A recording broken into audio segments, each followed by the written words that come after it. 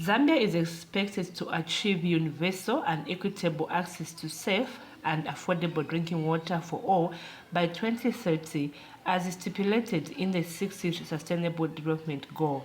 Lukulu Town Council recently procured a drilling machine and is currently being put into good use. As you are aware, as a local authority, we procured a drilling machine to address the water challenges in the district, and it came at the right time where the country is experiencing droughts. So the machine has started working, as you can see from the background, and so far we've started drilling 5 boreholes which are under disaster components funded by the Constituency Development Fund. So we're not ending here.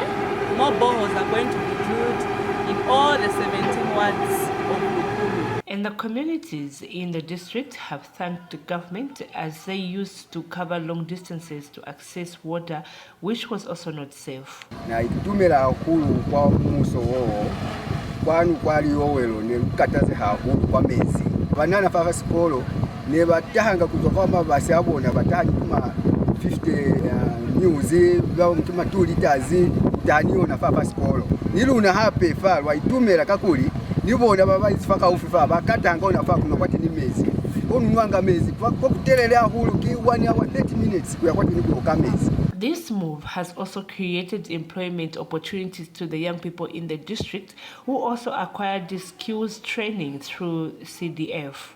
Kwa mota balekile banizusize kafa kwa kufiafia bani biye kafa so kafa koniza gain skill kuli kafa chipate skill ya kuweza operate motors ya kulukisa hamo maukatalisi magafa na ziba nge kwa wancha nikawa kwa wafa kuli bakone kubera katata nikuita ma skills twalo yakuli nainzifa ni mutwali mu yatu tena mechanics ma through CDF. Rita Kabindama, Zanis, Lukulu District, Western Province.